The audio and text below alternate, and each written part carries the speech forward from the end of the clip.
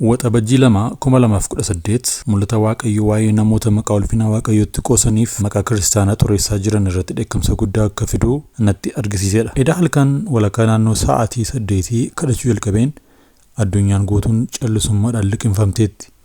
Kutaan koon dukkanaawaa keessatti lafa jilbeeffadhee kadhannaadhaaf yeroon halka koo ol kaasu hafuura koo qofaatu dhaga'ama ture. Silaa lafti qorritee jirti. Garuu saaphaan garaa koo keessa biddatoo boba akkuma nimimmaan koo dhangalaasaa jiruun amantiin kutaa koo keessaa tokko korfe. Qorri dacha'aan natti dhaga'amee lafti socho'uunis jalqabe. Utuun ija koo hin saaqin ifni akka bakakkaa calaqqisu tokko dukkanicha keessaan baqsee dhufe. Kutaan koo ifa baay'ee sodaachisaaf ulfaataa ta'een guutame. Sodaan dhiiga koos keessa dhangala'ee hafuura baafachuun iyyuu natti ulfaate. Yeroon gadi jedhee ija koo hafuuraa banee ilaalu ergamaan Waaqayyoo inni humna qabu tokko fuuldura koo dhaabbatee jira. Fuulli isaa ija ibiddaa facaasa. Koffeen isaa dheekkamsaan guutamee jira. Harka isaa gara dhihaatti diriirsee afaan koo baneen akka hafuura koo dhabutti mul'ata sodaachisaa kana natti argisiisuu jalqabe. Yeroo ammaa kanatti namoota miidiyaa kana irratti maqaa Waaqayyootti qoosan fi kiristaanummaa arrabsiisan keessaa sagaleen ifa ba'e. Namoonni maqaa Waaqayyoo qulqulluu qofaatti qoosan warra ulfina kiristaanummaatti xiqqeessanii fi teessoo gannataa irratti geessoo deebisan tokko tokkoon natti mul'atan. Namoonni kun hundi isaanii ni kolfu, ni gammadus. Miilla isaanii amantoota dacha'anii waldaa kiristaanaa irra ejjetanii alaabaa guddaa maqaa Gooftaa irratti barraa'ee fi fakkii fannoo qabu dhoqqee keessaa harkisaa kolfu.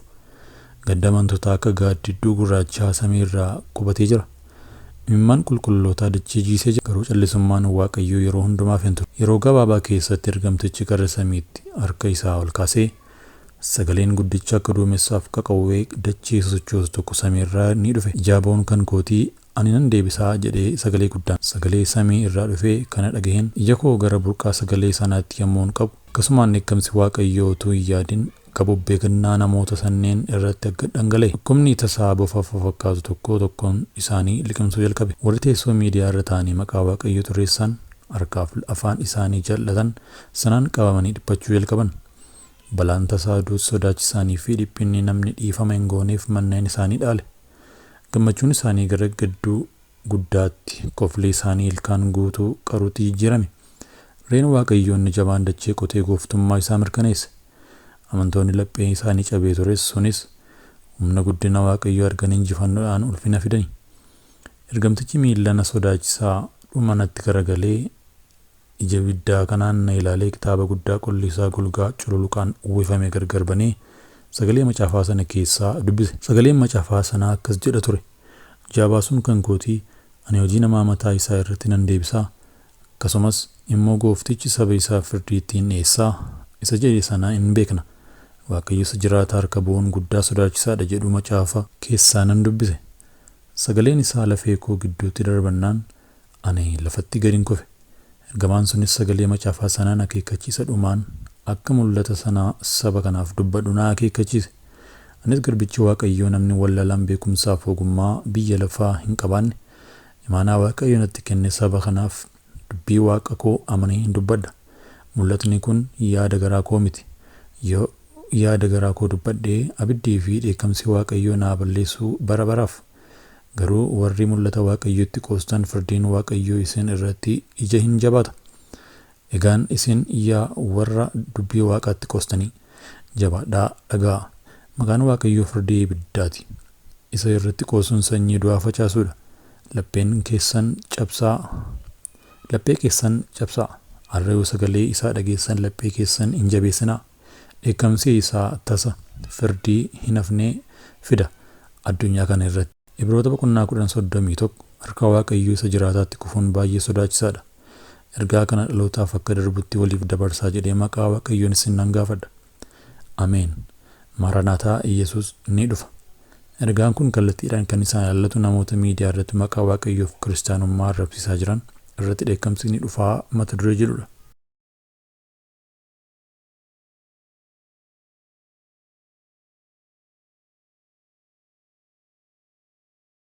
Bara baraaf kan jiraatu Waaqayyoo qofaadha. Namni umurii Waaqayyoo kenneef xumuree yookaan immoo sababa adda addaa lubbuun isaanii darba. Guyyaa irraa ol nama Waaqayyoo kana irratti kee ilaalee baay'een gadde. Keessumaa ijoolleen kiristaanaa ta'an gaafa olola kana oofanii fi amantoota wallaaloo ta'an immoo lola kana afarsan argeen gad. Namni kun tajaajilaa Waaqayyoodha. Baroota keessatti Waaqayyoo hojii gurguddoo ittiin hojjetaa jira.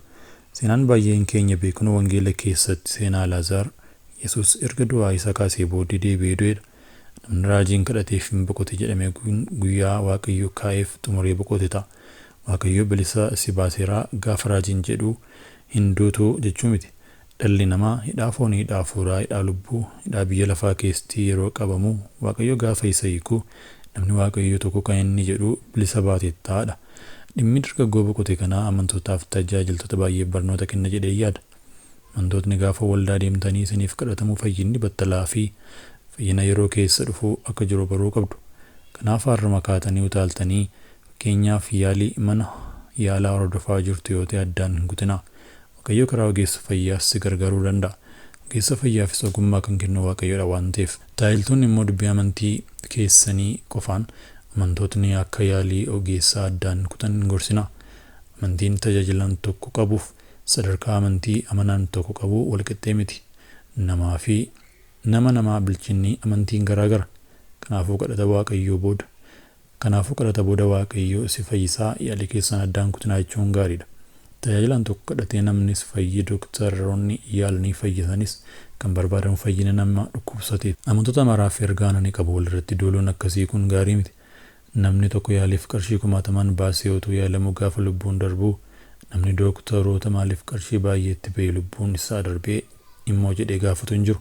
Kanaaf yeroo waldaatti namaaf kadhatamee namni tokko lubbuun darbu lola akkasii gochuun nurraa hin eegamu. Fayyinni hundumtuu akka amantii abbaa sanaatti ta'ee utuu jiru yeroo baay'ee dogoggora tajaajiltoota irraa dhufuunis yeroo baay'ee gaafa rakkoon akkasii uumamuun ni dhaga'ama. Kanaaf lubbuun gara Waaqaa deemteef mirga Waaqayyoo abbaa teessisu maatii mucaaf kanaaf firoottan isaa maraaf immoo Waaqayyoo jajjabinaa kennuuf qofaa jechuu qabna. Waaqayyoo hunda keenyaaf ogummaaf hubannaa qalbii nuuf haa kennu. Har'i guyyaa kee isa injifannoo. Har'i guyyaa kee guyyaa injifannoo. Rakkoon siroo dhaabbatee har'anii Waaqayyo siif karaa banaa jira. Mee waliin haa kadhannu. Yaa abbaa keenya isa waaqarra jiraattu galanni siif haa ta'u guyyaa haaraa kanaaf. Har'a injifannoo keetiin nu uwwisii rakkoo hunda mee waliin haa kadhannu. Yaa abbaa keenya isa waaqarra jiraattu galanni siif haa ta'u guyyaa haaraa kanaaf. Har'a injifannoo keetiin nu uwwisii rakkoo hunda irraa akka mo'annu nu godhi. Rakkoo hundaa irraa akka mo'annu nu gargaari. Karaa keenya nuuf banuu kee irratti ni amanna. Maqaa gooftaa keenya Yesuus Kiristoosiin ameen. Ergaa gara Roomaa boqonnaa 8 lakkoofsa 37 akkas jedha. Waan hundumaa keessatti isa nu jaallateen caalaa in mo'annaa jedha sagaleen Waaqayyoo. Tarii kaleessaa ani kufte ta'a garuu har'a ni kaata. Rakkoon ati keessa jirtu guddaa fakkaachuu danda'a garuu Waaqayyo kee caalaatti guddaadha. Balballi cufamee ni jira laata. Waaqayyo balbala haaraan siif bana. Namoonni si shakkaniiru Waaqayyoo ol si kaata. Har'a hin laaffatin, hamilee hin dhabin, duubatti hin deebiin. Ati injifataadha. Injifannoon kee karaa irra jira. Amantiin tarkaanfadhu Waaqayyo si geessee gara milkaa'inaatti si dhiyeesseera. Akkas jedheetii sagalee kana ofirratti labsi. Ani har'a injifataadha. Ani nan mo'a. Waaqayyo na waliin jira. Balballi haaraan naa banamaa. Ani gara milkaa'inaatti nan deema. Rakkoon koo ni kufa.